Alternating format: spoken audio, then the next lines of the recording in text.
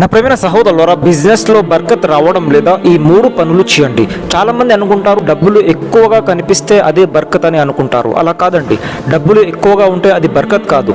బర్కత్ అంటే ఏమిటి అంటే మన దగ్గర ఎన్నైతే డబ్బులు ఉన్నాయో ఆ డబ్బు మనకు ఉపయోగకరంగా మారడం, ఆ డబ్బు ద్వారా మనకు సుఖ సంతోషాలు కలగడం, ఆ డబ్బు మనకు హాని కలిగించకుండా ఉండడం, దీన్నే బర్కత్ అని అంటారు. అంటే కొద్దిగా డబ్బు ఉన్నా కూడా ఎక్కువగా అవసరాలు తీర్చబడడం.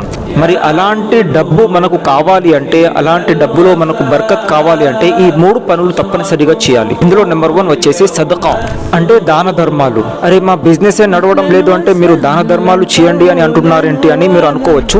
కానీ ప్రవక్త ముహమ్మద్ సల్లల్లాహు అలైహి వసల్లం గారు చెప్పారు, దాన ధర్మాలు చేయడం ద్వారా సంపద ఎప్పుడు కూడా తగ్గదు అని ప్రవక్త వారు చెప్పారు. ప్రవక్త వారు చెప్పింది ఎప్పుడు కూడా అబద్ధం కాదు.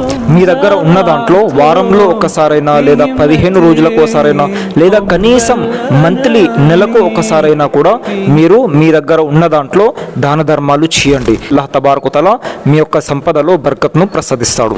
మరియు రెండవది నమాజ్. ఇందులో ఎటువంటి సందేహం లేదండి. నమాజ్ ఎవరైతే వదిలేస్తారో, నమాజ్ను వదిలేసి సంపాదించిన డబ్బులో ఎప్పుడూ కూడా బర్కత్, శాంతి, సంతోషం ఉండదు. కాబట్టి మీరు ఎక్కడ ఉన్నా కూడా ఒక 5 నిమిషాలు తీసి 5 పూటల నమాజ్ తప్పనిసరిగా పాటించండి. అల్లాహ్ తబారక తఆలా మీ యొక్క సంపదలో బర్కత్ను ప్రసాదిస్తాడు. మరియు మూడవది హలాల్ సంపాదన. చాలా మంది ఎలా చేస్తారంటే అబద్ధం చెప్పి మోసం చేస్తూ ఉంటారు. బిజినెస్లో చాలా మంది మోసం చేస్తూ ఉంటారు, లేదా నిజాయితీతో వ్యాపారం చేయరు, ఎప్పుడూ కూడా అందులో తూకంలో మోసం చేస్తూ ఉంటారు. అయితే అలా చేయడం ద్వారా కూడా అల్లాహ్ తబారక తఆలా మీ యొక్క బిజినెస్ నుండి బర్కత్ను తీసేస్తాడు.